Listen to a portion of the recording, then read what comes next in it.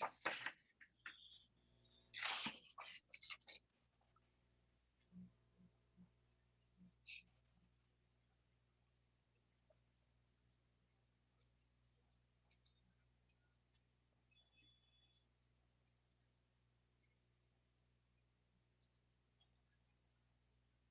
estamos en vivo. Hola. Vamos a esperar a Augusto, que va a hacer la conexión con el Museo de San Marcos.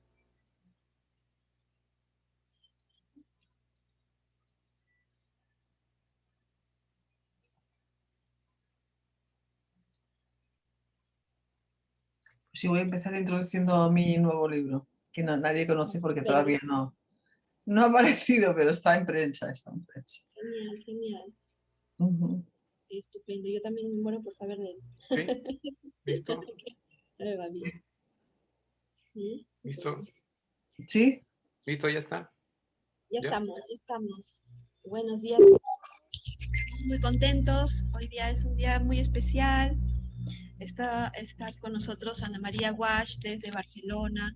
Ana, súper gusto. Estoy así hiper contenta de tenerte con nosotros. También muchos recuerdos. Ya son 5 años. 5 años que no nos vemos. Entonces, ahora sí. Hablando de eso justamente. Así que poder verte y estar, aunque sea de una manera online, conversando, es para mí un lujo. Además, en estos tiempos pandémicos, aquí en Lima estamos bastante metidos en casa porque estamos con toda esta segunda ola de COVID y estamos con todas las restricciones que ha supuesto esto.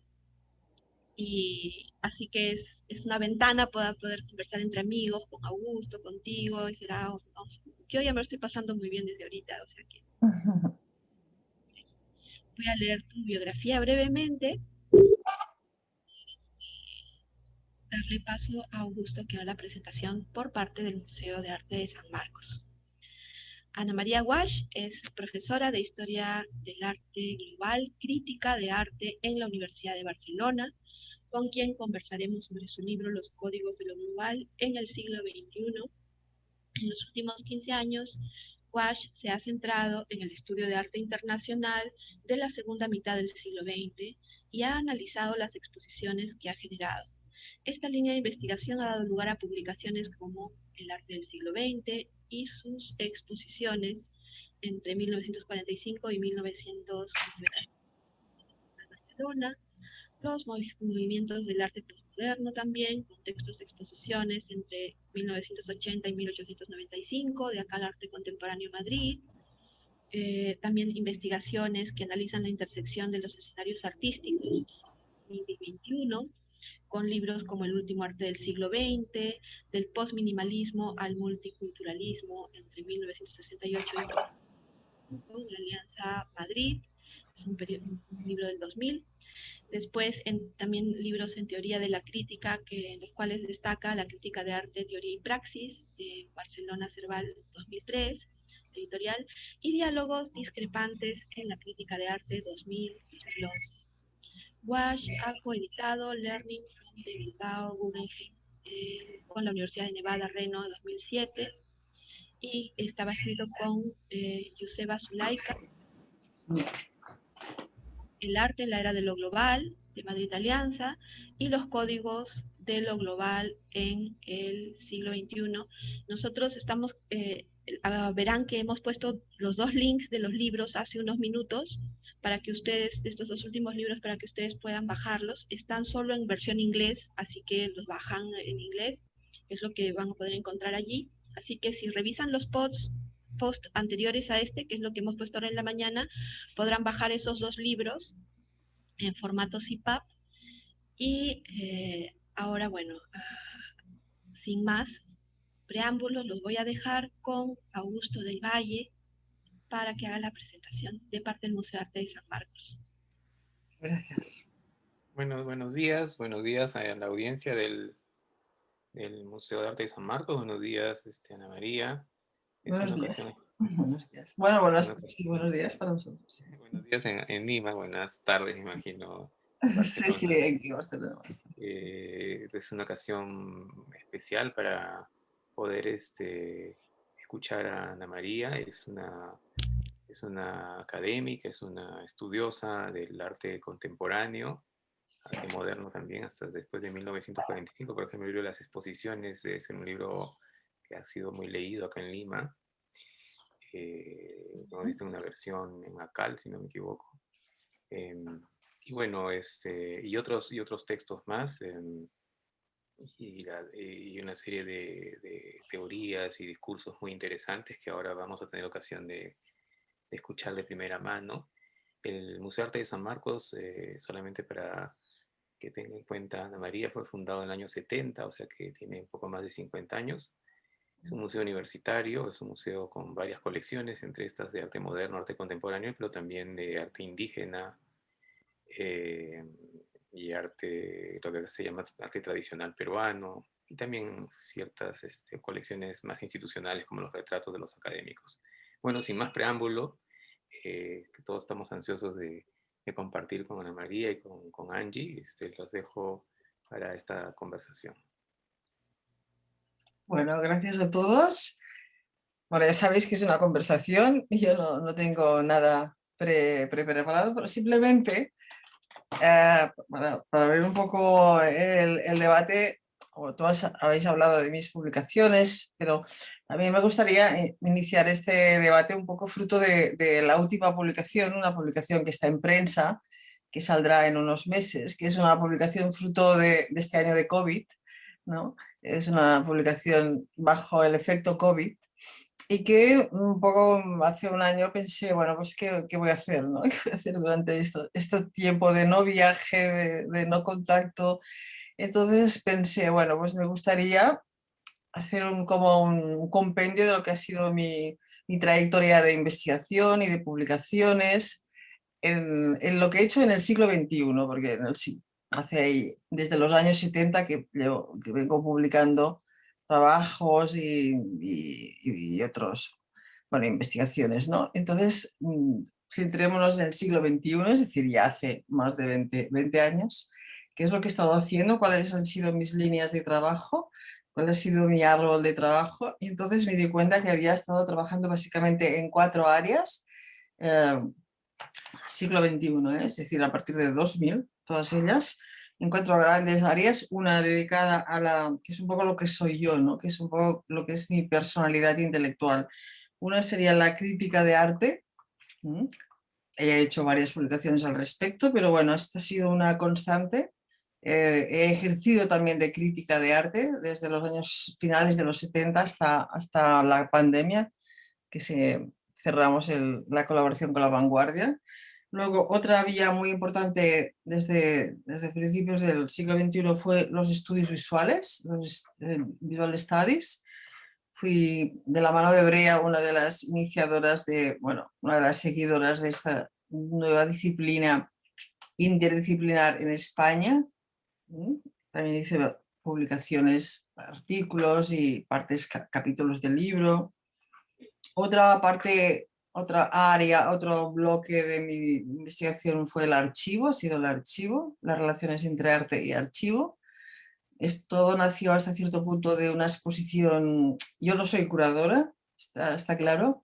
He curado una sola exposición en mi vida, que fue una exposición La memoria del otro, y que fue para Latinoamérica, pensada y realizada en distintas ciudades y museos y centros de arte de Latinoamérica. Problemas de crisis hicieron que en el 2009 se tuvo que romper el proyecto que tenía con México DF, pero bueno, la exposición viajó desde Santiago de Chile a Bogotá y a La Habana. Entonces, una experiencia muy interesante en la memoria del otro. Y luego tenía previsto, concebí y preparé una exposición para el Museo de Arte Reina Sofía de Madrid, antes del 2008, antes de la entrada del nuevo director, que era abordar las relaciones memoria, arte y archivo en el arte contemporáneo. Y bueno, la nueva dirección pensó que este no era un proyecto que les interesara, para decirlo de alguna manera. Y entonces decidí, bueno, con toda esta investigación que llevo haciendo, con todo este material, pues ¿qué hago? Pues un libro, ¿no? Y aquí publiqué en 2011 el libro Arte y Archivo, que a la gente del mundo del archivo y del arte pues les ha interesado muchísimo, y también he realizado bastantes conferencias internacionales sobre este tema y nacionales. Y el otro cuarto bloque fue el de arte y globalización, ¿no? Que entonces decidí dividir el libro en esos 4 grandes capítulos y buscar toda una serie de artículos que había publicado un poco periféricamente, que había publicado en revistas, algunos online, otros no, que había publicado bastante en Latinoamérica, que me habían encargado o para Argentina, o para México, o para Colombia, y otros eran textos que había publicado en España, pero que eran muy antiguos, que formaban parte de libros que seguramente nadie vería jamás en la vida porque ya habían salido de circulación, ¿no? Entonces decidí, no hice ningún texto nuevo, prácticamente hice una antología, ¿no? Reuní casi en 400 folios toda una serie de textos como menores, no menores, que no formaban parte de libros, quiero decir, que no habían pertenecido a ningún libro, ¿no? Artículos, también textos de exposiciones o simplemente textos online a veces, otras veces no. Y entonces hice un libro que está ya en prensa, que se llama, vaya, Derivas, ensayo, Derivas, porque es como una especie de, no de pensamiento único, ¿no? Sino de un árbol que va derivando, ¿no? Que va derivando y se convierte en un rizoma, y que todo se interconecta entre sí, porque yo hasta cierto punto soy muy rizomática, hasta cierto punto. Entonces me siento muy deudora del pensamiento rizomático, siempre lo cuento en mis conferencias, en mis escritos, un poco Derivas viene de aquí, ¿no? De que todo se diversifica y todo se encuentra, que no soy de pensamiento único y que no siempre me he dedicado a algo, ¿no? Ni que tampoco he hecho una historia convencional del arte, porque sí que he publicado cosas históricas, pero muy pocas, y realmente ninguna de ellas está en este libro. Quizá recuperaré ahora, a ver, en esta segunda etapa de pandemia, otra nueva antología de textos míos de historia del arte como clásica convencional. Pero estos son de teoría para entenderlos. En el libro habrá pocas fotos y mucha teoría en torno a la crítica, en torno a los visual studies, en torno al archivo y en torno al arte y globalización. Un poco el tema por el cual hoy estoy aquí, arte y globalización, ¿no? Y entonces he escogido, bueno, una primera, o sea, mi primera relación con este tema, ¿no? Porque a veces uno explica contenidos, pero ¿qué hay detrás del contenido? ¿Cómo llego a plantearme las relaciones arte y globalización? Pues viene fruto de una invitación que me hacen en México DF en el año 2002, ¿eh? En el SITAC, en estos encuentros de arte y pensamiento, en el primer SITAC, y me invitan, ¿no? Y entonces digo, pues tengo que hablar de algo que sea, bueno, tampoco había trabajado mucho en el tema, ¿no? Que una lo global con lo local, porque estamos en un mundo donde las localidades conviven dentro de una globalización. Y entonces hice mi primer texto, mi primera conferencia fue una conferencia que di en México, delante de con un auditorio de 1.200 personas, porque los SITACs siempre, no sé si aquí son más o menos conocidos, los SITACs de México han tenido siempre un gran, evidentemente no existía casi internet, sí que existía, pero todo era físicamente, la gente estaba allí con sus sillas y con su auditorio y con un amplísimo aforo, ¿no? Entonces aquello fue muy debatido, fue una de las ponencias, tampoco era conferencia, eran ponencias de media hora, ¿no? Pero vi que tenía mucho feedback y que entonces a partir de ahí empecé ya a iniciar esta línea de trabajo que no la tenía contemplada hasta aquellos momentos, ¿no? Fue mi primer contacto con Latinoamérica. También pues un poco en el año 2000 publicó El arte último del siglo XX, que quizás de todos mis libros es el más conocido, el más leído. Se han hecho 16 ediciones desde el año 2000 hasta hoy, ¿no? Yo creo que es el libro, para mí, por el que se me conoce más en Latinoamérica y en España. Pero bueno, hablo del arte apropiacionista, del arte posmoderno, hablo del cuerpo, hablo del vídeo, hablo de la nueva fotografía, de los 80 al 2000, ¿no? Y entonces, pues, mi primer contacto con Latinoamérica fue a raíz de que alguien descubrió este libro y me quiso invitar allí a que contara un poco todo este libro, ¿no? Y entonces, pues bueno, pues un poco siempre Latinoamérica ha estado muy latente en toda mi trayectoria a partir del 2000, evidentemente. Y en el 2000 un poco, pues, empiezo mi trabajo con el arte y la globalización. Bueno, creo que ha sido una introducción que quizá os pueda dar pie para que Sí, sigamos. sí, sí, el libro, este último que nos has hablado y que vamos a estar muy pendientes apenas podamos conseguirlo, el último libro que vas a sacar.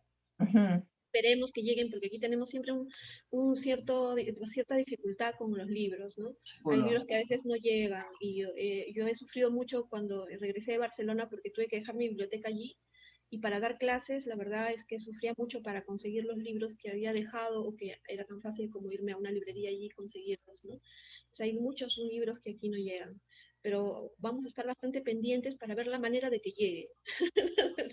Si no No, llegara, hoy día Ediciones Acal, que es el que lo va a de publicar, acá no, igual sí él llegará. tiene ya automáticamente, Sí, sí, junto a la publicación del libro físico, que evidentemente cada vez es más complejo adquirir, hacen un libro electrónico, un formato electrónico, que vale la mitad de precio, hay que, no es gratis. Entonces, porque las editoriales también tienen claro, que... tienen que Y vivir. entonces, pues si el libro vale 28, pues el libro físico, el libro electrónico valdrá 14, ¿no? 14 Claro. euros.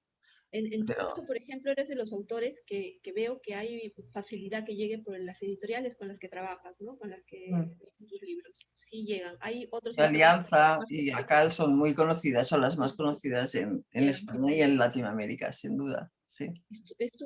Hemos estado nosotros leyendo con anticipación los libros que se están viendo ahora, que los hemos compartido allí en online, que es esto de los códigos de lo global, los dos libros, ¿no?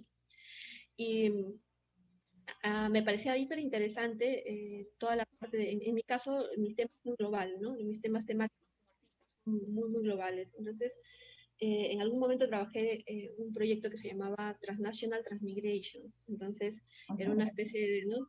de, de juego, pero que es hablando acerca de cómo las migraciones tienen mucho de estos componentes de intereses transnacionales detrás, ¿no? De crear este tipo de problemáticas, además, ¿no? De crear problemáticas que están asociadas también a cuestiones de guerras, a cuestiones de intereses de venta de armas o intereses de, bueno, todos los que más o menos ya conocemos que vienen con el tipo de intereses transnacionales detrás, ¿no? Y cuando vi tu libro y estabas mencionando a Smith, ¿no? Que hablaba de lo de arte, de lo transnacional, a a todo lo que tenía que ver con el arte transnacional, el global art, ¿no? Es la búsqueda de lo imaginario entre lo local y lo nacional, ¿no? Toda esta parte me parecía muy interesante porque tiene que ver directamente con todos estos movimientos de inmigrantes globales. Nosotros tenemos aquí muchísimas problemáticas en Latinoamérica con, por ejemplo, la inmigrancia de los inmigrantes de Venezuela, por ejemplo, ¿no? Sabemos todas las vicisitudes que ha habido, he vivido también cuando vivía en Barcelona, porque estaba el Mediterráneo y veías toda la situación de las inmigraciones. Ver cómo el arte ha abordado estos temas, ¿no? De una manera muy amplia. Me interesa muchísimo ver también parte de cuando hablabas de McNeill, por ejemplo, en donde hablaba del discurso del mundo del arte, entre comillas, ¿no? En donde está este concepto del global art justamente y esta visión anti-etnocéntrica, también bastante eh, interesante porque, claro, lo global tiende siempre a estandarizarlo todo, ¿no?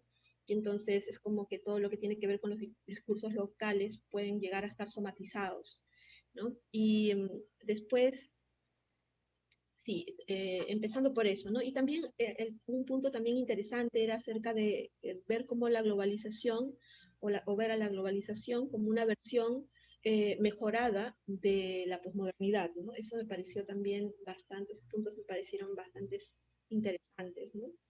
Sí. Si nos puedes comentar un poquito de eso. Sí, bueno, los libros que ahora tenéis vosotros acceso están como divididos, ¿no? Uno se llama The Codes of the Global y el segundo es The Turns of the Global. Entonces, un poco forman parte del libro común, es decir, no hay nada nuevo, la verdad. Quizá algún día os llegará aquí la versión en español, que se llama el arte en la era de lo global, 1989-2001. Esto, en este libro hay 3 macro capítulos, ¿no?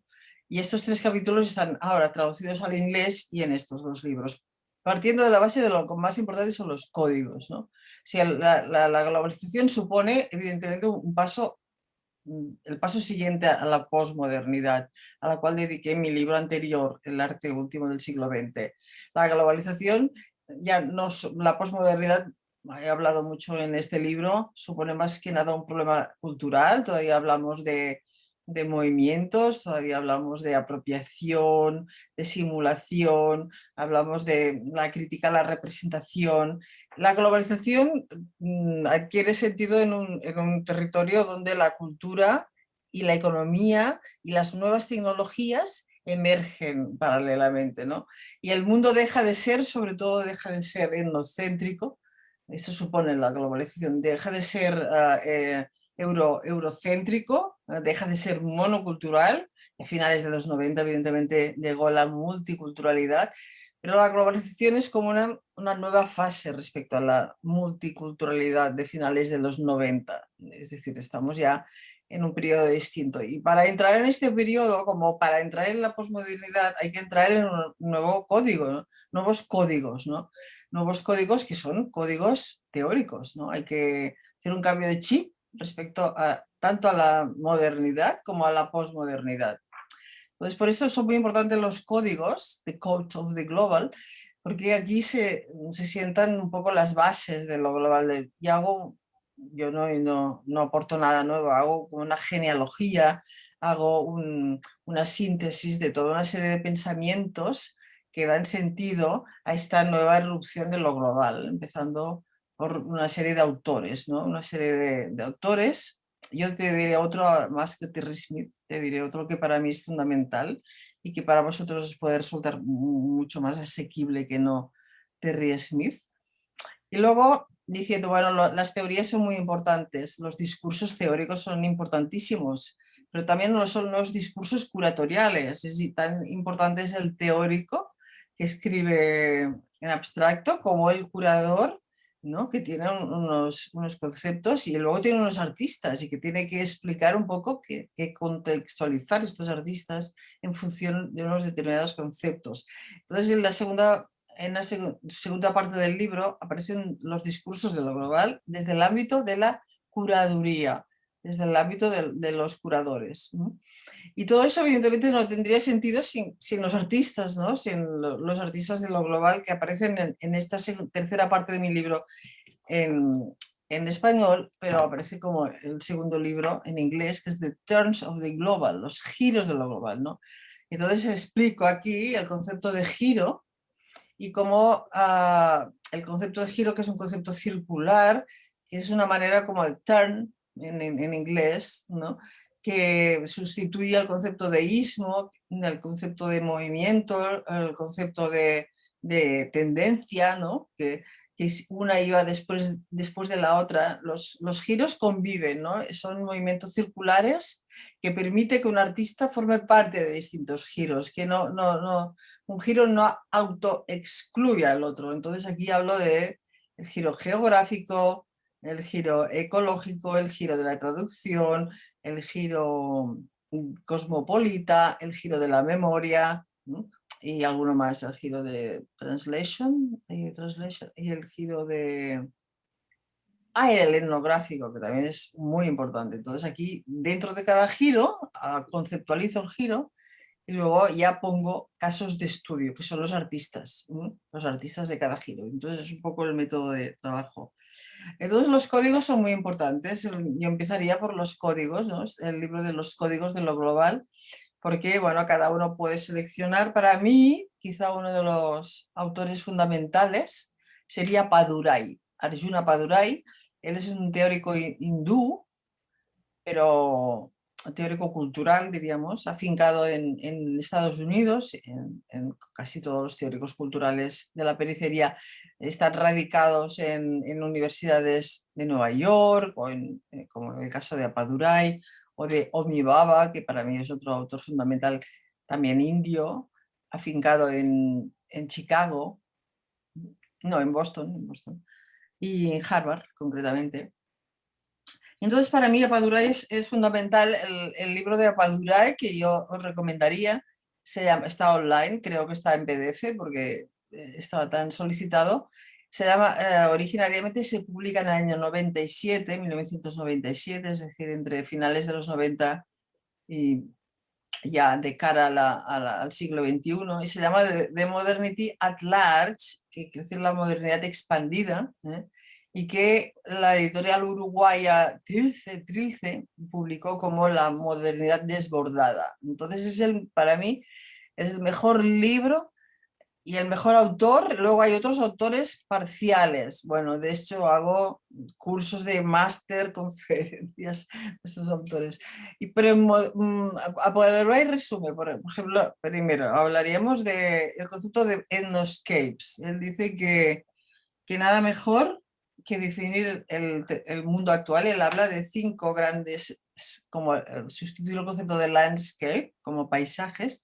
El mundo de la globalización se definiría por 5 grandes paisajes: los paisajes políticos, el political space, es landscape; los tecnológicos, que es muy importante, la tecnología evidentemente es fundamental, y alguno más, bueno, hasta... Pero para mí el que tiene más sentido, para lo que yo intento explicar, ¿no? Él es antropólogo, es decir, que se utiliza desde múltiples campos. Es el landscape, el paisaje de la etnografía, ¿no? El paisaje de las etnias, ¿no? Y este paisaje de las etnias está regido básicamente por la cuestión de la identidad, por la cuestión del desplazamiento de las diásporas, de las migraciones de estos individuos, de estos sujetos, ¿no? que, que se desplazan constantemente en este territorio de lo global. Tú hablabas de, de estas transnacionalidades, ¿no? O migraciones o fronteras. Entonces aquí entraría toda esta cuestión de las fronteras, de las migraciones, de los sujetos, ¿no? De los paisajes, de las etnias, ¿no? Y para él todo esto tiene sentido en un mundo post-nación. El concepto de post-nación, hay que superar los nacionalismos, ¿eh? Ya no hay que hablar ni de internacionalismo ni de nacionalismo, sino de la post-nación, ¿no? La post-nación es esta estructura horizontalizante, horizontal, ¿no? Casi rizomática, donde ya no hay centro ni hay periferia, ¿no? No hay centro ni hay periferia, y los artistas ya no son escogidos por sus etiquetas nacionales, ¿no? Esto lo aplican muy bien los curadores en sus exposiciones, ¿no? Y la idea de la posnación, que es esta idea de lo transnacional que decías tú, ¿no? Más allá de la nación, más allá de las etiquetas y del hecho de que uno ha nacido, tiene en un lugar, tiene una determinada etnia. Esto va vinculado con el lenguaje, con la religión, etcétera, etcétera. Hay que trascender esa localidad, pero no para rehuir, no para rechazarla, sino para integrarla en un marco mucho más amplio, que sería esta globalidad, ¿no? Y entonces para mí tiene un sentido clave la idea de... Luego otra idea que también recupera de Deleuze es la idea de la desterritorialización, ¿no? Esta es otra idea fundamental. Constantemente no estamos viviendo en un territorio único, cerrado, que es marcado por unas fronteras, sino que nos estamos desterritorializando, pero para volvernos a reterritorializar, ¿no? Es este movimiento de ir y venir ya. Es un poco, no es importante la tierra, el terruño en el cual hemos nacido, en el cual tenemos una posesión, al cual pertenecemos, no por nacimiento, casi imponiéndonos, sino lo importante es el territorio y cómo a partir de ese territorio nos desplazamos y se crean una serie de viajes de ida y vuelta, ¿no? De movimientos de ir y de volver, de des y de re, ¿no? No vivimos en un territorio, sino salimos y nos volvemos y volvemos a salir. Para mí también es otro concepto clave, este concepto. O sea, Sí, seguir, preguntar. quería preguntarte, desde la documenta cuya curadora fue Catherine David, eso es el año 97 me parece, la documenta de Kassel, no recuerdo el número de la documenta, pero es antes de la otra que fue Uki Ensor, que fue Sí, la 10, fue la 10, sí. la 10. Sí. Ella me parece que introduce, aunque ya estaba sonando mucho desde antes, obviamente, el trabajo de los artistas brasileños, por ejemplo, de los neoconcretos, ¿no? De Oiticica, Ligia Clark. Ella como lo que, digamos, no es, la palabra no es introducir, sino que toma ya esta preexistencia y lo hace evidente para este contexto global. Toda esta América Latina asociada al trabajo de la tradición en Brasil, que empata con la antropofagia, por ejemplo, ¿no? Entonces, cuando tú hablabas de tu vínculo con América Latina, mencionaste México, ¿no? Creo que a comienzos de los 2000. ¿Cómo te aproximaste a América Latina desde este espacio de la globalización en esta trama? ¿Sí? Bueno, te diré, empezando por, puedo hacer un comentario de la documenta 10 de Kassel de 1997 de Catherine David. Fue, yo diría, una documenta política y poética. Politics, Poetics se llamaba el título de la documenta, pero no fue una exposición global, ¿no? No fue, y sí, habían artistas de Brasil o artistas de Latinoamérica o artistas de otros países, estaban como históricos, como, claro, pues el Yo Soy Tizica formaban parte de la historia de la historia contemporánea de Brasil, pero no formaban parte como sujetos globales, no había un discurso global. Se le acusó a Catherine David de que todavía seguía siendo un modelo de curaduría muy etnocéntrico, muy eurocéntrico. Y los que no formaban parte del eje euroamericano, que eran la mayoría, yo la vi, bueno, casi las he visto desde el 82, que las voy viendo todos, espero poder ver la del 22, que estará hecha por con un colectivo de artistas indios. ¿Eh? Entonces, era muy interesante la de David, pero realmente no era global, era todavía anclada en el mundo occidental, porque de cierta manera ir recuperando, ¿no?, estas visiones históricas, ¿no? Era como una documenta historicista. Claro que había obras recientes, pero había, por ejemplo, el Atlas de Gerard Richter, que era un proyecto que empezó en el 62, todo el trabajo del archivo de Onco Kawara, que empezó también en los 60, ¿no? Tenía esta idea de como de retrospectiva, ¿no? Una retrospectiva reciente. La primera exposición, la primera gran documenta global y la primera gran exposición global fue la de Okuy Embezor, tristemente desaparecido en el año 19, muy joven, del 2002,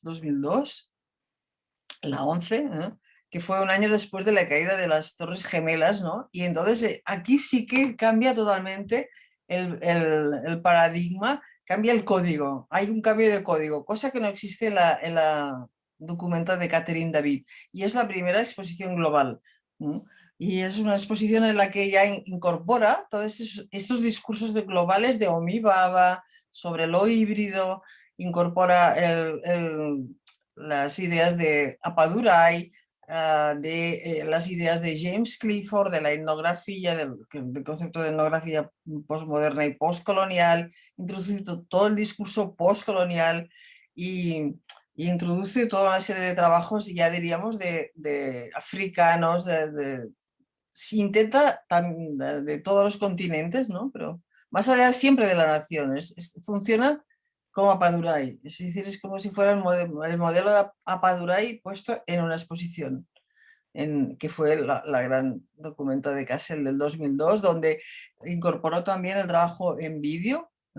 Recuerdo que se decía, es imposible, la crítica norteamericana y la europea clásica decía, es una barbaridad visitar la documenta, uno necesita 600 horas para ver todos los vídeos, y los vídeos eran sobre todo de artistas ya que pensaban en clave global y que no eran vídeos formalistas ni vídeos que hablaban de efectos especiales, diríamos, sino que hablaban de las grandes cuestiones globales, ¿no? Fue redescubriendo a los artistas globales, hizo un trabajo que marcó un antes y un después.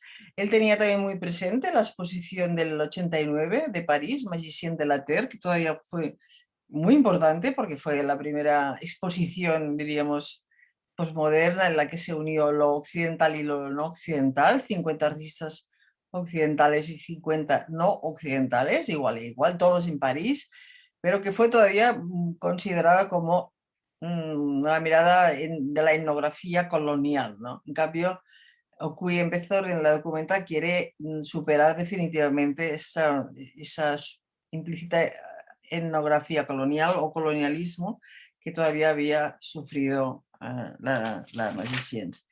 Y tú me dices, bueno, ¿cómo llego a América Latina? Bueno, América Latina llega a mí, ¿no?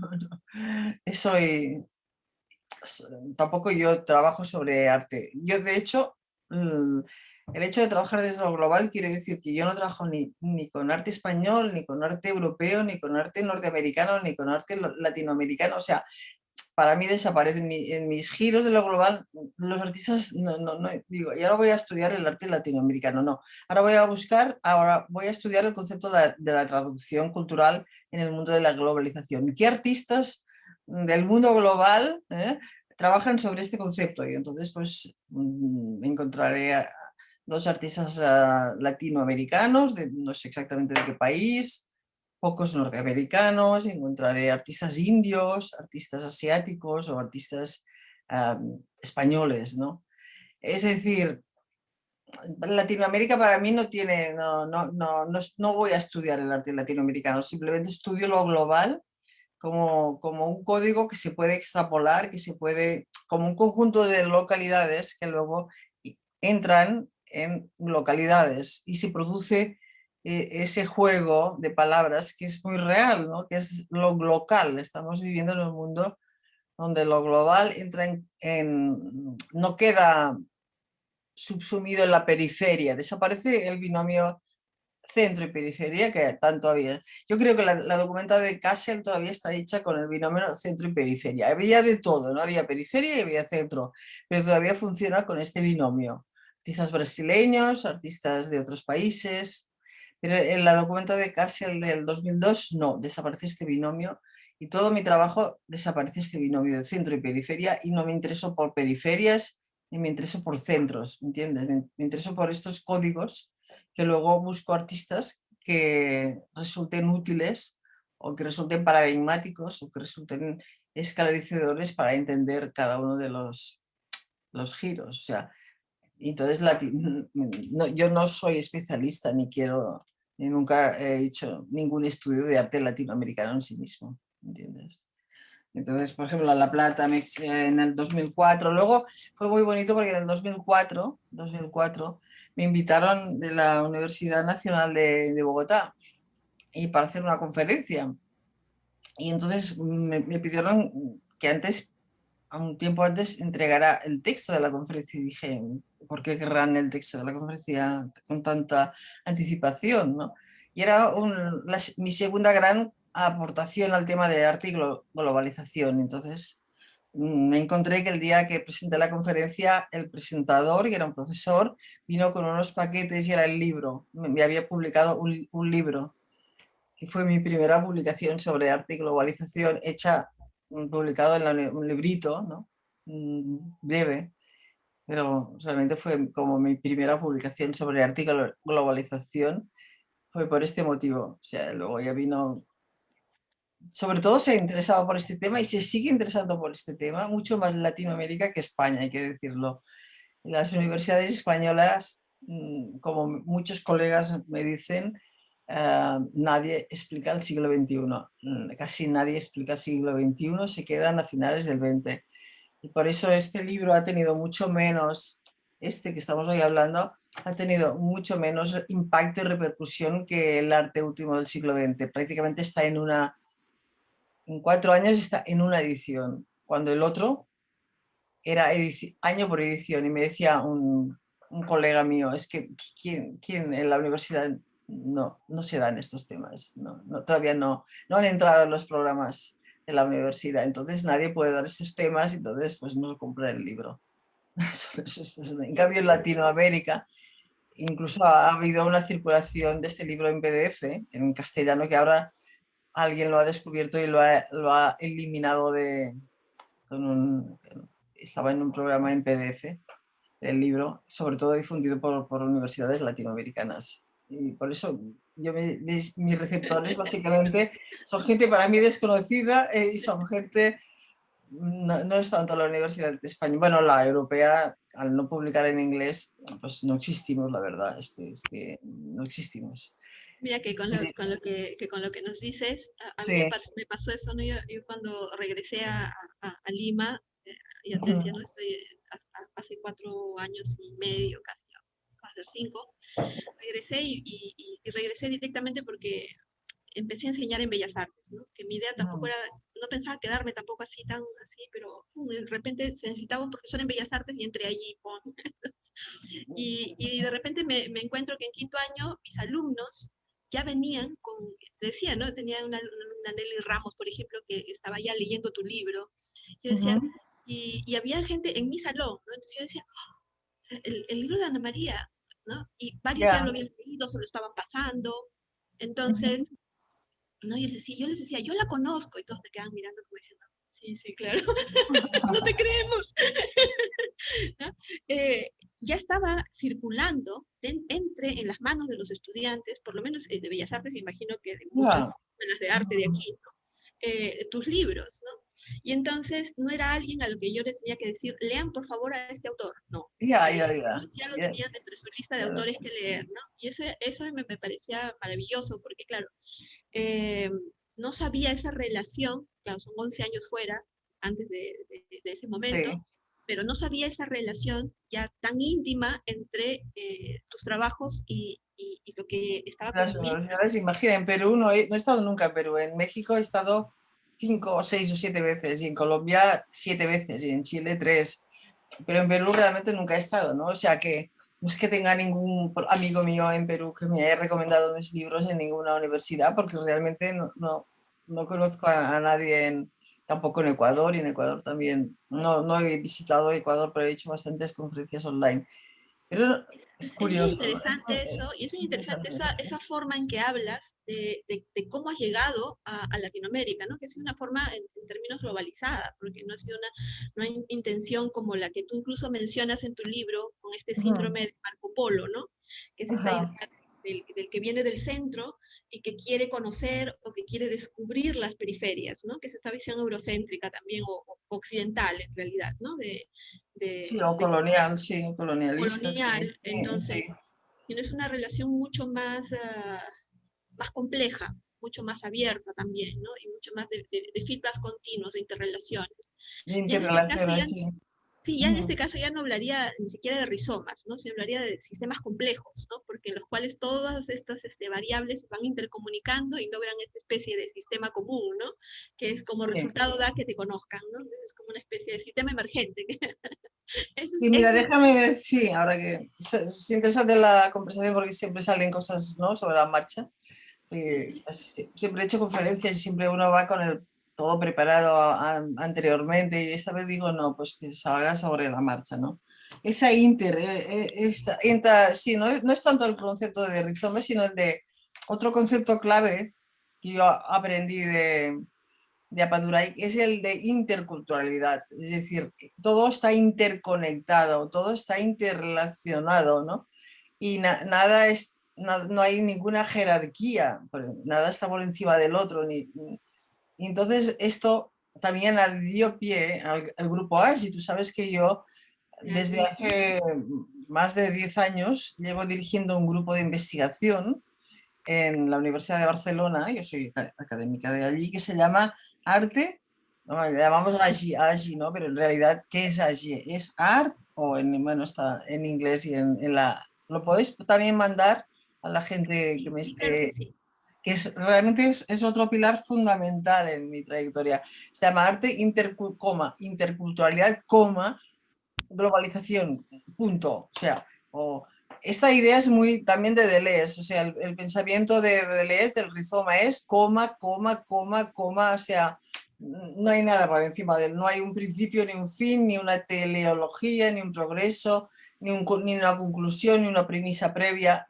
Entonces, que decimos, no, a coma, coma, ¿no? Entonces, arte, globalización y en el medio interculturalidad. Quiero decir que estamos pensando en clave intercultural, que es este concepto que no es exactamente rizomático, sino que tampoco es lo multicultural, que es un poco, bueno, un concepto de multipod, ¿no? Todo se confunde, todo... No, la interculturalidad es que tú y yo estamos en igualdad de condiciones, ¿no? Que estamos interconectándonos, estamos dialogando, ¿no? Hay un giro dialógico aquí, hay un giro conversacional, no estamos sumando cosas, sí, todo está bien, todo lo que hay en el mundo es válido, sino que estamos estableciendo un diálogo entre de tú a tú, ¿no? Y entonces, quizá mi aproximación al mundo, no he sido una especialista, no soy una especialista en nada en concreto, soy a muchos historiadores, yo soy historiadora del arte, ¿no? Básicamente, son especialistas en, ¿no? Y han hecho libros sobre arte, décadas, o sobre momentos históricos, o sobre etapas, o sobre artistas, he hecho casi ninguna monografía de artista.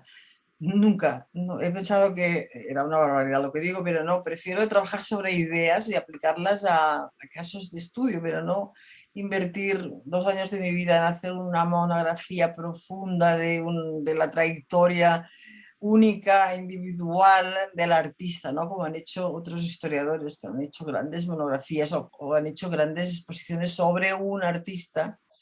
Yo nunca he hecho esto, nunca. Digamos que mi mundo académico ha tenido dos características. Una, no asumir nunca ningún cargo que no fuera el puramente docente. Nunca he asumido ningún cargo que me ha interrumpido mi trabajo de investigación. He hecho investigación y docencia y nada más. Hay mucha gente que invierte mucho tiempo en labores de política universitaria. Y dos, no he hecho monografías de artista. Y tres, no he hecho exposiciones, solamente una muy teorizada, que era... y eso también me define, creo. No he hecho exposiciones, quizá porque no he querido, no he tenido interés para hacerlas. Algunas no han sido aceptadas por las instituciones y entonces he pensado, y en realidad cuando hice la de la memoria del otro, el área de lo global, que es muy interesante, es de videoarte, solo videoarte. Yo recuerdo que cuando viajaba yo y mis CDs, y entonces de estos CDs salía una exposición de 1000 metros cuadrados porque cada uno necesitaba paredes imponentes, necesitaba audios, necesitaba mil cosas, pero yo les decía, yo viajo con una bolsita con 10 DVDs que eran montadas, Bodisco, era Úrsula Wiemann, era Hannah Collins, eran artistas globales, era Alfredo Jarre, ¿no? Ingrid Wilding, en algunos casos, ¿no? Entonces, y cuando iba allí, realmente el montaje y todos los temas de la exposición, estos los dejaba al curador del museo, ¿no? No me interesa, yo decía, no me interesa el montaje. Tú me lo cuentas y yo te digo si me parece bien o no. O sea, que en realidad siempre la única exposición que he coincidido la he pensado teóricamente y buscando unos artistas que la ilustraran. Y pues por algo será, ¿no? Ya tengo bastantes años, me quedan 2 para jubilarme. Sí, la verdad. Bueno, cuando te jubiles te tendremos más, porque yo sé que siempre has andado 1000 por hora. Entonces ya tendrás más tiempo. No, no tengo tampoco tanto, porque ahora mismo tenía antes del COVID tenía 10 viajes, pues ahora no tengo, no los tuve y claro, ahora nadie planifica nada para el futuro, ¿no? Pero quiero decir que entonces en este libro que saldrá, he querido que me acompañaran como 2 discípulos míos que ya son académicos, que han entrado en la universidad y que ya han publicado y que aprendieron bastante de mí, ¿no? Y me han hecho unas introducciones y me han gustado mucho porque han situado mi obra y han sabido entenderlas y uno decía, si habéis invitado a Fernando Castro, no es este, ¿no? Miguel Ángel Hernández, que es como una especie de también discípulo de Fernando de Castro, un tipo muy interesante que está trabajando en la Universidad Española y trabaja sobre temas de arte contemporáneo, bueno, en una línea que es similar a la mía, pero distinta, ¿no? Entonces dice, bueno, realmente sus proyectos de libros son casi curadurías, pero en realidad son libros, porque no es que sea una curadora fracasada, sino que en realidad cada libro podría ser una curaduría. Bueno, hizo una analogía entre la teoría y la curaduría que me pareció muy pertinente y me quiero reivindicar como que no es, siendo de arte contemporáneo, analizando el arte del siglo XXI, solo he hecho una exposición en mi vida y la he hecho eso con vídeos sin intervenir en la museografía ni en todos los vericuetos, simplemente aportando un conjunto de ideas y un conjunto de obras en Latinoamérica. No he hecho ninguna exposición en España, ni en Barcelona. Bueno, Es curioso, ¿no? decías hace un rato de que en tus libros tú no aportabas en realidad mucho, sino que lo que hacías era investigar sobre conversaciones o pensamientos, discusiones que había, ¿no? Con respecto a determinadas exposiciones. Sin embargo, el hecho de que escribas esos libros es una herramienta de apoyo a los curadores, a los profesores, ¿no? A todos los que no aportan, pero sí, realmente sí que aportan, ¿no? Eso es todo un trabajo que a nosotros, al tenerlo a la mano, nos Ujú. soluciona muchísimas cosas. Es un trabajo de docencia que haces a nivel, ¿no?, de publicación. Entonces, no solamente es una docencia personal que haces ya sea en AGI o ya sea con la Universidad de Barcelona, lo que sea, sino también es algo que trasciende en ese aspecto educativo hacia otros ámbitos, hacia otros lugares, hacia otros territorios. Y eso sí que es un aporte, ¿no? A mí es como a veces nosotros pensamos, de repente no has hecho una exposición, muchas exposiciones con montajes, lo que sea, eh, pero el hecho de que estés apoyando con ese tipo de material, de contenidos a los curadores, pues eso sirve para que haya muchas exposiciones que puedan Ujú. hablar de... Entonces ahí sí es como un efecto, bueno, es un efecto por un lado que Rizoma, ¿no? Sí, un efecto rizoma, puede ser. Aquí vendría el rizoma, que una cosa claro, de... a la otra. Y es que esto de que todo está conectado, por ejemplo, yo el día de ayer estaba viendo, me metí a un curso de estos que hay, que hace, por ejemplo, hay un lugar colombiano online que se llama, no debería ser publicidad, pero lo voy a hacer porque me parece que sí es importante en el caso de Perú, para que estamos aquí Sí. muy encerrados. Si en caso les interesa, hay una página colombiana que se llama Ilustre y que tiene unas conferencias muy especializadas que realmente valen la pena, y el coste es realmente muy Muy ínfimo. efectivo. Ilustre, hablas de ilustre, ilustre. Ilustre, sí, ilustre.com se llama, ¿no? ¿No? Y metía una que era la ciberguerrilla, ¿no? Estuve ayer metida ahí en eso toda la mañana con un profesor que se llamaba Andrés Gaitán, ¿no? Andrés Gaitán, que además es un politólogo, pero que además se ha especializado y ha trabajado en muchos países, en la ONU y en diferentes sitios, para justamente hablar acerca de todo lo que tiene que ver con ciberguerras, con estas Ujú. ciberguerras legales y todo esto, ¿no?, estos temas. Y como yo había terminado de leer el libro tuyo y estaba con la cabeza totalmente, en esos momentos en que empiezas a hilar cosas y a juntar cosas, a Ujú. crear relaciones con todo y todo lo ves así porque tienes una cosa fresca, entonces empiezas a crear relaciones con todo lo que encuentras. Y este señor comentaba, ¿no?, de que él decía que todo lo que tenía que ver con que solo era posible realmente el proceso de una ciberguerrilla si es que con la facilidad del Internet de las cosas, de cómo se ha dado el Internet de las cosas, ¿no? De cómo se ha, que si no hubiera este Internet de las cosas, hubiera sido mucho más difícil poder pensar en ciberguerrillas, que era algo que yo siempre pensé cuando veía a Cisco metido en todo lo que era estos sistemas de control de Internet para las ciudades inteligentes, ¿no? Que las hicieron en Estonia, que bueno, también las hicieron en Barcelona. Y me acuerdo cuando llegó a Barcelona todo este discurso y estos dispositivos para crear ciudades inteligentes, y decía, no, ¿por qué a mí? esto es, esto es una futura guerra y un futuro exterminio, ¿no? Me ponía así, todo el mundo decía, esta niña está loca, ¿no? Entonces, paranoica, ¿no? Pero estos sistemas, el Internet de las Cosas, cuando nos hablan de que es la forma en que se hiperconecta y se interconecta todos los dispositivos tecnológicos a la mano, el hecho de pensar que todos los dispositivos de Internet y todos los dispositivos que pueden haber entre máquinas, sistemas de control, todos estos dispositivos que estamos viendo ahora, ¿no? Estamos viendo en la China todos estos complejos de Visual Vision y biometría, ¿no? Para estas cámaras de vigilancia en China y que van a llegar en cualquier momento aquí porque están por todos lados. Cuando vemos toda esta parte del control, del poder, del ejercicio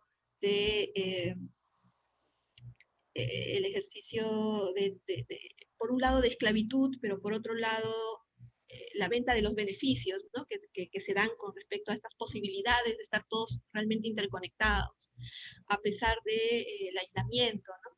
Entonces, me hacía mucho juego con lo que estaba leyendo de la globalidad, porque la globalidad implica toda esta parte no solamente de las inmigraciones, de las transmigraciones y todos estos movimientos económicos financieros que se pueden desplegar con mucha más facilidad y rapidez, ¿no? en este mundo globalizado, sino también en esta idea que este señor Gaitán, que me quedé alucinada, ¿no? Que hablaba de que la palabra cibernética venía de cibernete, ¿no? O de cibernética, que era esta función de controlar en la antigua Grecia los barcos y los botes, ¿no? Y todas las mercaderías y todas estas formas de feedback de mercados que había, ¿no? Entre pueblos, y que a eso le llamaban ellos cibernética. Y la palabra cibernética en realidad venía de, de ese concepto de cibernete,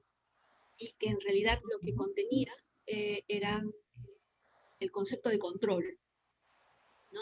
Y ya de ahí, pues, de ahí inmediatamente, pues, me fui a Foucault, me fui a esto, me fui a tu libro, que hacía alucinar, y veía, pues, que la importancia de hablar de la globalización, de hablar de un arte que habla de esto y que está interesado en descubrir todo este tipo de cosas que nos incluyen, que nos inmiscuyen, que son parte de lo que estamos viviendo. Eh, y es esta idea, ¿no? De la parte política y económica financiera que hay detrás de la globalización también, ¿no? Y que se toca muchísimo en el arte contemporáneo, ¿no? Me parecía bien Sí. interesante.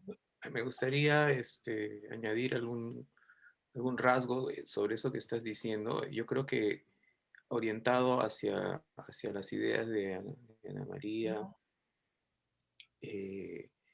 estaría vinculado obviamente, a esta globalización, a esta instancia de la globalización del arte global.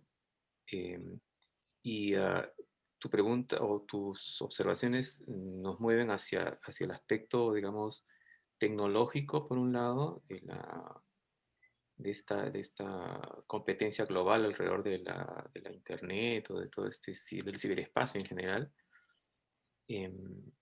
Bueno, ahí tendrá algo que decirnos también Ana María, me imagino. Yo iría también, colocaría la otra vertiente, que es la vertiente antropológica o geográfica, ¿no? En el giro geográfico, el giro antropológico, pero también otro detalle. A mí me parece que hay estéticas locales muy fuertes en cada una de las tradiciones, en América Latina, me imagino también en África, en la modernidad, digamos, la relación entre Picasso y el arte africano es muy conocida, pero digamos que en la actualidad estas estéticas entran en fricción y a partir de cierto giro pues antropológico, aunque en el arte contemporáneo el giro antropológico quiere decir otra cosa, ¿no? Ya desde Foster cuando habla del giro antropológico, el capítulo sobre la cuestión antropológica, en fin, entonces ahí me parece que habría que entrar en detalles cómo es este sujeto global, cómo no es un sujeto sin fisuras. Me imagino que las relaciones de poder también, sin entrar en las dicotomías centro-periferia, juegan un papel importante, ¿no? Si Sí. estamos, sí, ¿no? Es un papel muy importante cuando Angie habla de la cuestión económica, de cómo cuando llega a Barcelona ya está pensando estas tramas de vigilancia, ¿no? Eso es por el lado de la tecnología. Ahora, por el lado de la cuestión antropológica, yo la dividiría, claro, desde el arte contemporáneo, ahí está el giro en la antropología, ¿no? Pero en los distintos lugares tenemos estéticas que ya sean al margen del arte contemporáneo, es arte tradicional en varios sitios, tienen un papel importante todavía, ¿no? O un papel todavía de interés en algún sentido, que por ahí iría mi observación. O sea, yo creo que ahí estamos en un terreno complejo, obviamente, pero que ahí, digamos, lo que nos dices tú con el giro antropológico, el giro geográfico, y lo otro de Angie me parecería que tenemos ahí bastante pasta para... Sí, yo creo que habéis tenido a Juan Martín Prada, ¿no? Como No, lo invitado. vamos a tener, lo vamos a tener. Ah, Estamos conversando para ver sus fechas. bueno. Él es experto en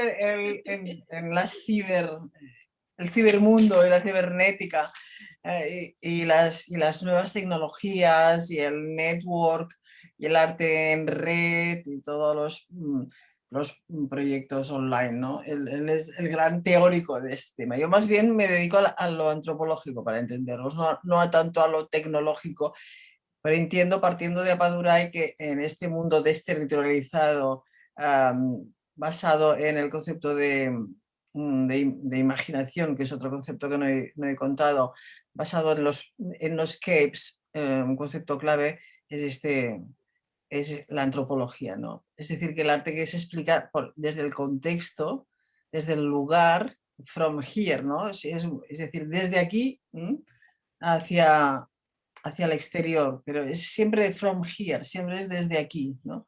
Y cada uno reivindica el from here.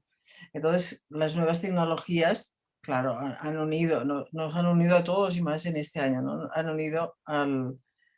Nos han unido de una manera inmediata y de una manera insospechada, ¿no? Porque antes el etnógrafo lo que hacía era viajar, desplazarse en búsqueda del otro, ¿no?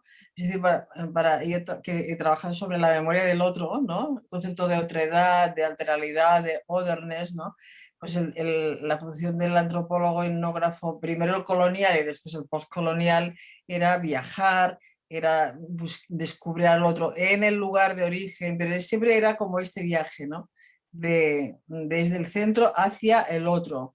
Ahora hablamos de un movimiento inverso desde el from here, y este here puede ser muchos lugares, muchos aquíes, muchos lugares, ¿no? Entonces, pero básicamente el antropólogo, ¿qué nos aporta? Que lo importante no es el lenguaje, ni son las formas, ni es la investigación formal, ni la experimentación a nivel de medios, de medios materiales, sino que es el encuentro con estos otros, ¿no?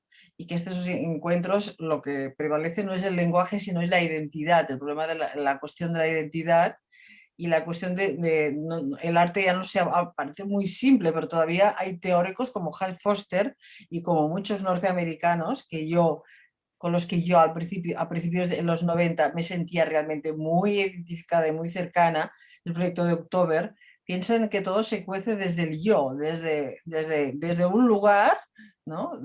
Todavía ahora digo, ¿qué estará haciendo mi colega Foster, Hal Foster? Pues está investigando sobre artistas políticos norteamericanos muy interesantes, ¿no? Pero no se han movido de aquí. Para él, el artista como etnógrafo es un artículo que la gente no entiende porque en inglés va con interrogante. El artista como etnógrafo, y finalmente dicen, no, el artista no puede ser un etnógrafo porque trabaja en lo vertical. El artista tiene que trabajar desde lo horizontal, no desde lo vertical. O quizá hacer un parallax que habla. Yo conozco muy bien a Foster porque yo estaba en los 90, era mi autor de referencia. Pero luego pensé, bueno, el mundo está cambiando, el mundo hay que evolucionar, pero este pensamiento norteamericano de los grandes historiadores, de la Krauss, del Foster, de Benjamin Bucklo, de Serge Guilbault, de otros, no se han movido de aquí todavía. Y entonces las tecnologías son muy importantes, pero en los estudios, en mis textos de estudios visuales, las reglas, las 12 reglas de estudios visuales, que igual también está en internet, pues ya decía, el arte no es autonomía, sino el arte es contexto, ¿no? Y en este contexto se producen estos encuentros interculturales. Pero todavía estos pensadores americanos siguen pensando que el arte proviene del adorno y que todavía hay que mantener el concepto de autonomía y el concepto de autorreferencialidad, ¿no? No son Greenberg, evidentemente, porque no les interesa lo formal, les interesan más los contenidos, pero todavía siguen anclados en este concepto de autonomía del arte. Y esto es lo que claramente yo me di enseguida cuenta que había que superar este concepto de autonomía y que la globalización pues, nos ofrecía marcos teóricos, marcos tecnológicos, marcos económicos distintos a la posmodernidad y que estos marcos hacían posibles todos estos encuentros cruzados, ¿eh? A nivel tecnológico y a nivel no tecnológico, ¿no? Y entonces, pues, la antropología, la etnografía, la geografía son giros para mí fundamentales que definen a muchos. La traducción, claro, no, cómo funciona la interculturalidad con la traducción cultural, ¿no? Todos debemos entendernos, ¿no? No es tanto que cada uno hable su lenguaje, sino que se cree como una zona de contacto, que es un concepto muy de la antropología y de la etnografía, el concepto de zona de contacto, ¿no? Pero ya no es desde el centro hacia los otros, sino desde el lugar hacia un entorno global, hacia un concepto global. Muy interesante tu crítica, digamos, el giro a tu crítica a Foster, o esta apuesta, ¿no? en dejarlo Y para mí ha ubicado. sido fundamental eso, porque yo era muy octoberiana, o sea, viajé a Estados Unidos, entré en contactos con ellos, quizá a principios del 2000 también, bueno, fui a conocer a Foster y los entrevisté. Una parte que nadie cita de mi bibliografía es mi libro de entrevistas. 15 entrevistas, arte y pensamiento con 15 teóricos y norteamericanos, básicamente. Yo estaba fascinada por este pensamiento en torno a la revista October, ¿no? Mis entrevistas desde, pues también había con feministas como Griselda Polo, con Lucy Lippard, con Eva Lambois, y todas eran entrevistas con Douglas Cream, con Hal Foster, entrevisté a todos, entrevistas largas de unos 15-20 folios cada una. Y hay un libro, ¿se conoce este libro aquí? Entrevistas sobre arte y pensamiento con estos, ¿no? No se conoce, es curioso. No, es la manera como de, bueno, yo quería saber más de ellos y de todo lo que aportaban a principios del 2000, pero cuando ya los conocí, cuando los entrevisté a todos en sus lugares de origen, en Princeton, en Columbia, pues en Yale, recuerdo, bueno, fueron mis excursiones del principios del 2000. Cuando ya los entrevisté y entendí todo lo que aportaban, pensé, hay que dejarlos de lado. ya no más.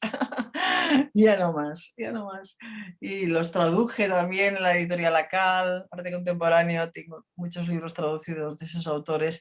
Y cuando pensé que la revista que realmente era la que había que leer era Third Text, ¿no? La revista que surge a finales de los 90 en Gran Bretaña, dirigida por Rashid Arim, que es un artista, pero sobre todo es un teórico cultural indio, en este caso afincado en UK, en Londres, ¿no?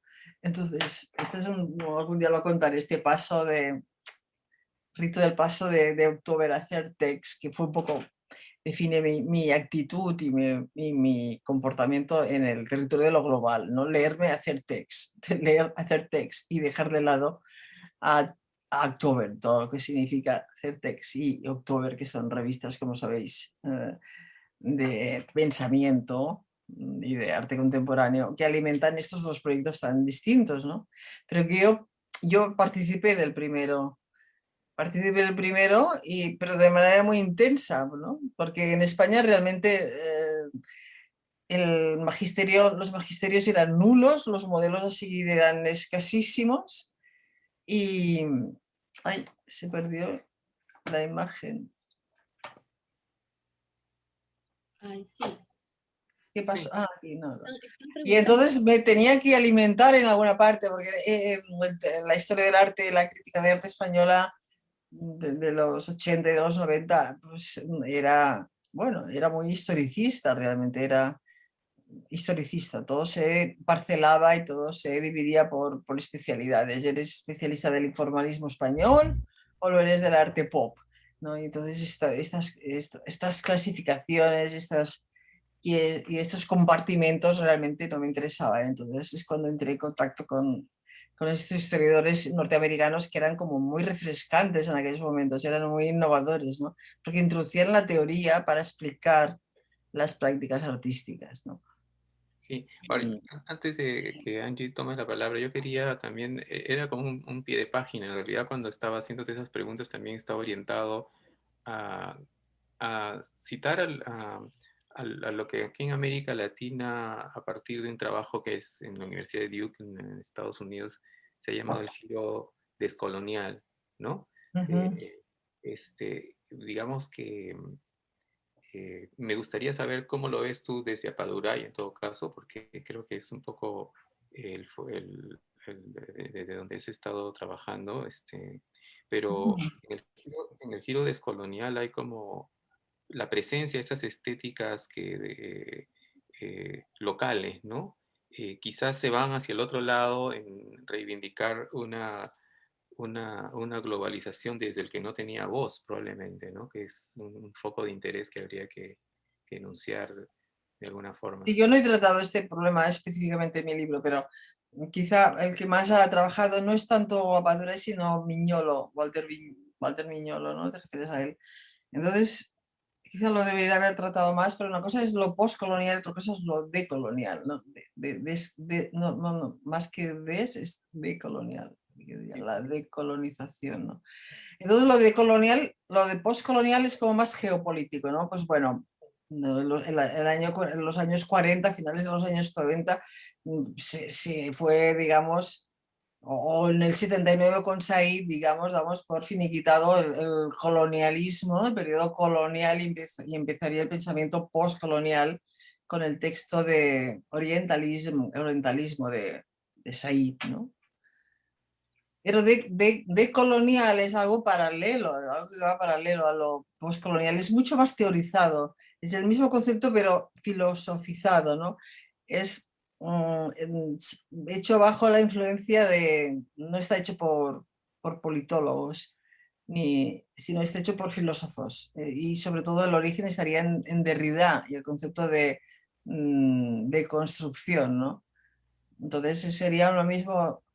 Deconstruir, ¿qué quiere decir? Deconstruir es un concepto fundamental, que es no vamos a construir nada nuevo, sino que vamos a ver qué aprovechamos del pasado, cómo lo citamos de una manera fragmentaria y cómo con estos fragmentos volvemos a recomponer una nueva realidad, ¿no?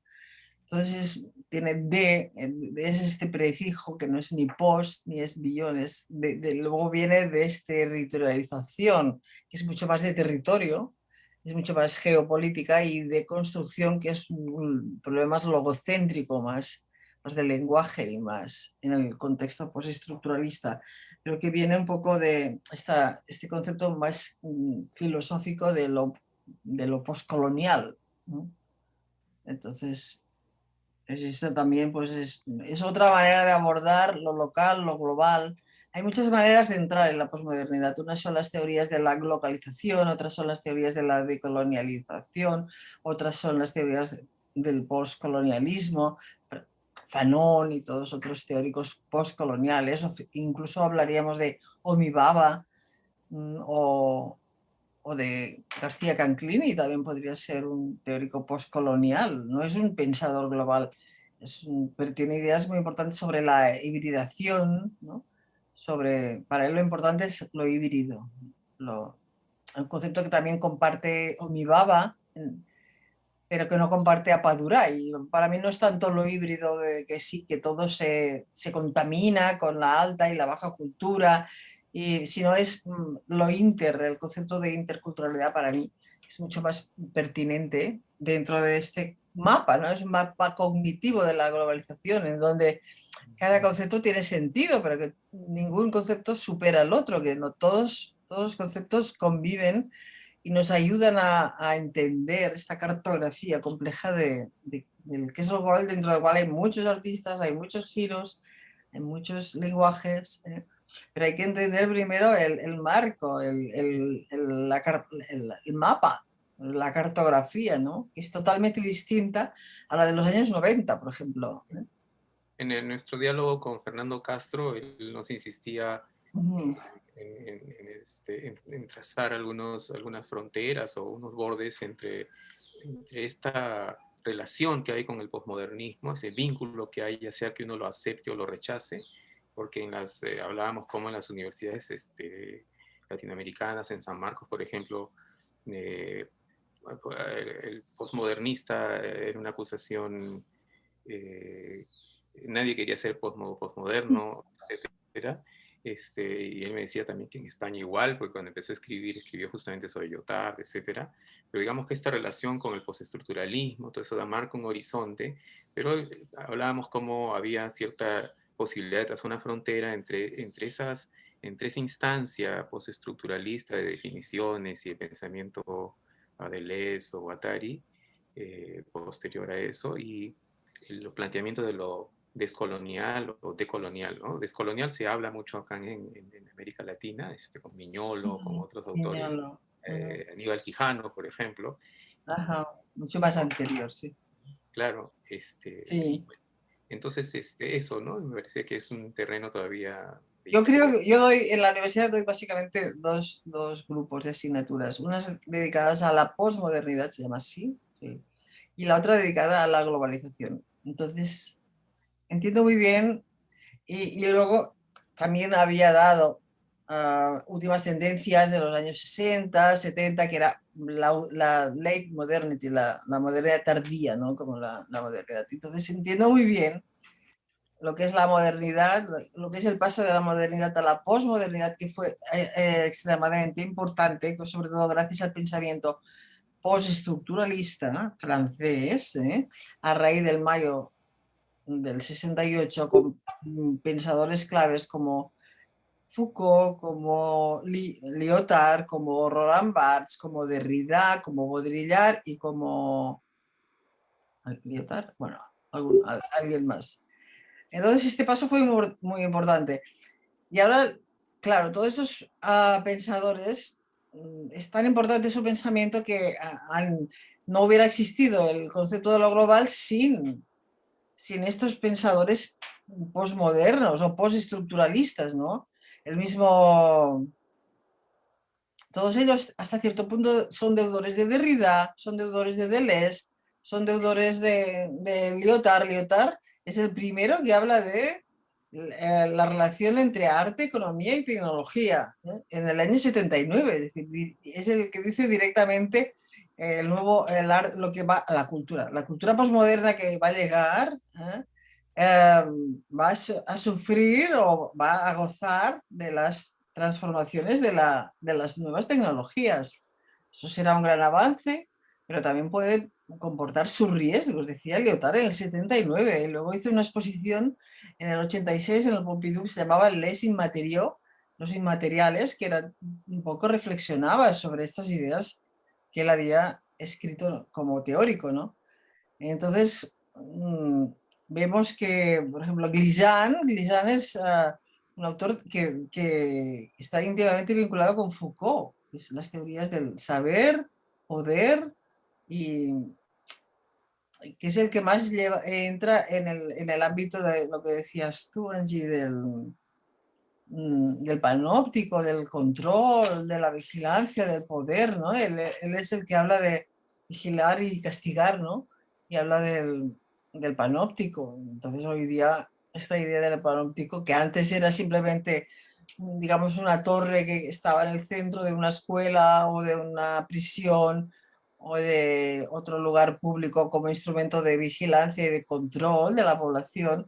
Ahora esto se ha sofisticado y se proyecta en el ámbito de Internet. Hoy día Internet y todo lo que hay de control en Internet, que esto ya no me incumbe, pero realmente viene de toda esa idea del panóptico, que fue inventado en el siglo XVIII por un tal Bentham, pero que luego Foucault divulgó, teorizó de manera muy sutil. Y Ana María, bueno, sí. aquí un segundito que aquí en el chat del Facebook comentan, es Daniel Manta Ángeles, él ha sido mi profesor de Bellas Artes, yo era estudiante. Profesor Manta, sí, le mando saludos a mi profesor. Augusto del Valle también ha sido mi profesora, cuando estaba en Bellas Artes era mi profesor de estética. Muy buenos profesores he tenido yo, no me puedo quejar. Y Daniel Manta Ángeles, el profesor, nos dice, conocemos el libro La crítica discrepante de Editorial Cátedra, dice Daniel Manta, ¿no? Como un saludo. Sí. Y después Eliana Salazar nos dice, ¿de qué editorial es el libro de entrevistas Arte y Pensamiento? Bueno, es la crítica discrepante. La crítica discrepante es editorial. Bueno, hay como dos ediciones. Tuvo el libro que realmente aquí, este ha sido muy trabajado aquí en España porque todavía está son muy interesantes para los teóricos españoles las figuras de Han Foster y de todos esos pensadores, de Lucille Líparo, Griselda Pollock o Serge Guilbault, Benjamin Buclo. Primero se publicó en Zendeac con 2 ediciones y luego se amplió con nuevas entrevistas hasta 15 en Editorial Cátedra. Y este es el libro que se llama La crítica discrepante. Se llama La crítica discrepante, entre 15 entrevistas con estos teóricos historiadores del arte. Es el libro de Cátedra, pero también puede existir en versión Zendeac. Y no lo tengo controlado porque ahora cada día controlo más todo lo que está online. Alguna de estas versiones puede estar online y es una manera, yo pienso, muy citada aquí en España, ha sido más citada que otros, ¿no? Esta manera de aproximarse al pensamiento de estos 15 big thinkers de todos los 90 los hice hasta 2005 las entrevistas. ¿Sí? ¿Alguna cosa más? Bueno, Y a ver si hay alguna pregunta más. A ver, yo tengo cuidado con las preguntas porque a veces esto del Facebook luego se van más hacia atrás y ya se fueron, ¿no? Entonces tiene que sí, terminar toda la sesión para poder ver alguna que se me escapó claro, por ahí claro. y esto, ¿no? Y en realidad con Augusto a veces decimos, necesitaríamos a una persona que vea las preguntas y que nos las pase, pues, ¿no? Para que nosotros poder tener atención al invitado Ya, y nos ya las pase las preguntas. preguntas. A veces no podemos ver las preguntas y a veces alguien se va por ahí, no vieron se olvidaron de mi pregunta o lo que sea, ¿no? Y no es que ya ni siquiera nosotros podemos verla porque el Facebook la corre hacia abajo y ya Ya. termina la sesión Esto recién no es nosotros la vemos. chatea, esto se ve en Facebook, Esto se no por ve en Zoom. Facebook, se ve en Ah, Facebook en el grupo de arte, conciencia y tecnología y se ve también en el Museo de Arte de San Marcos, ¿no? sí, porque en el Entonces, chateo veo que no hay nada, porque no, no, el no, Zoom aquí los hemos cerrado. Bueno, esto es una cuestión ya más tecnológica, pero es porque generalmente cuando esto está abierto al público, el link de Zoom, es peligroso porque puede entrar cualquiera y puede hackearte la cuenta. A partir del Zoom puedes seguir rutear tu Ajá, computadora, ¿no? ya. Entonces, por eso nosotros, en mi caso, que soy un poco así de, hasta paranoica, por decirlo así, he estudiado en seguridad informática, Ana María, por eso es que Ajá, ajá, tengo muy todas bien. las paranoias. Fantástico. Entonces, preferimos lanzarlo a los Facebook, ¿no? Sí, Y en realidad es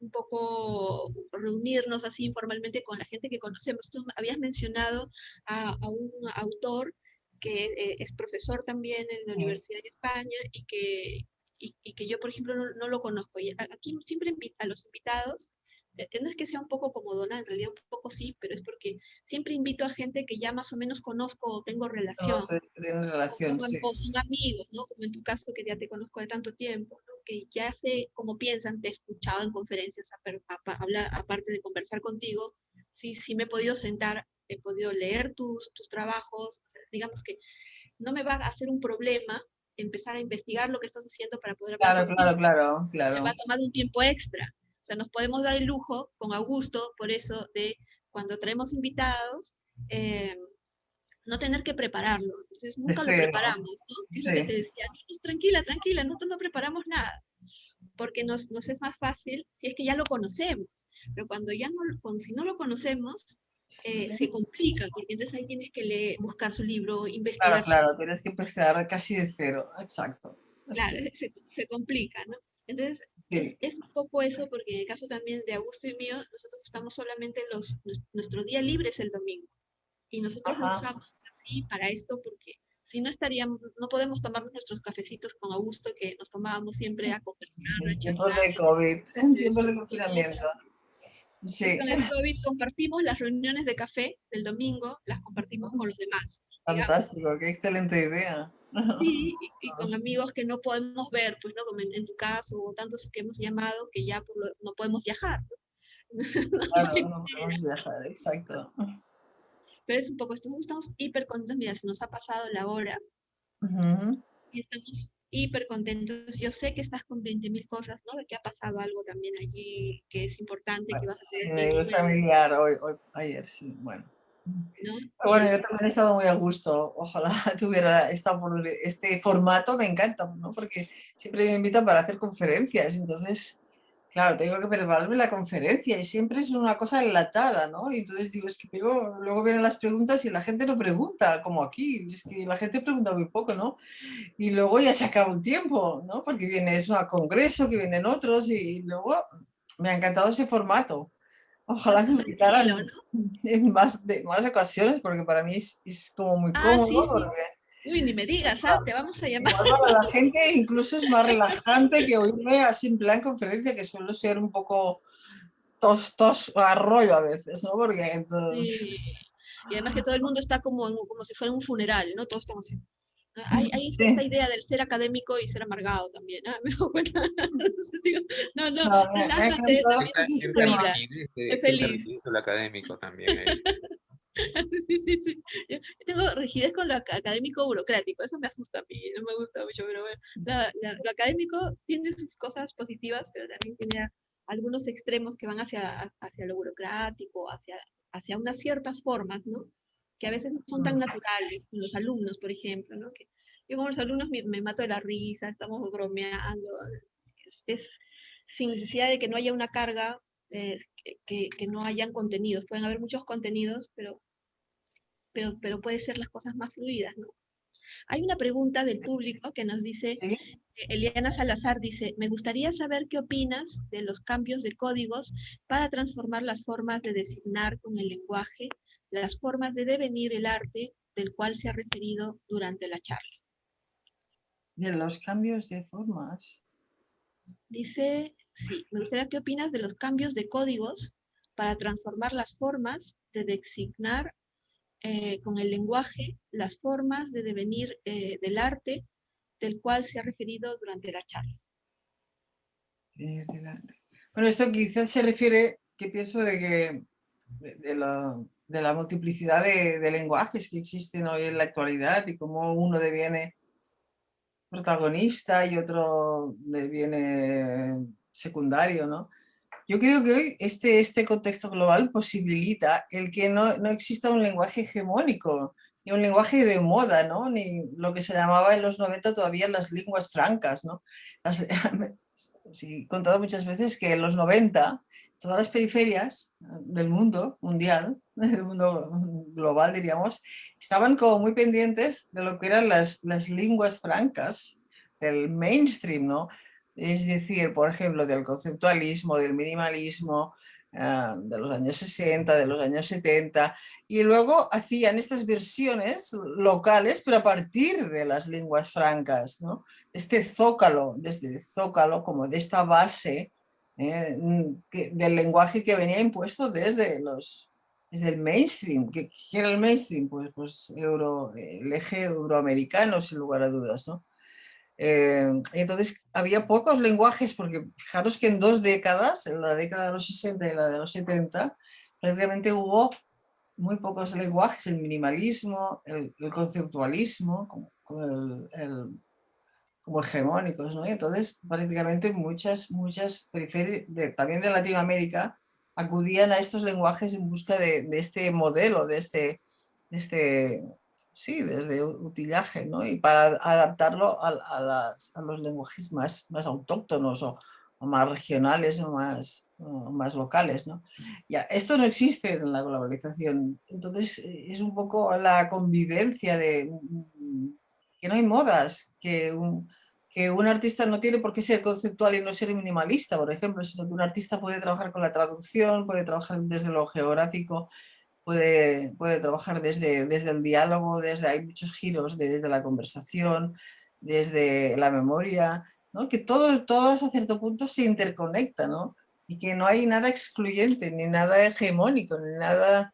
ah, todo viene determinado un poco por el sistema del arte, como siempre, por las instituciones, por los museos y sobre todo por los grandes eventos, por las mega exposiciones, que es allí donde un poco se canalizan estos grandes discursos artísticos.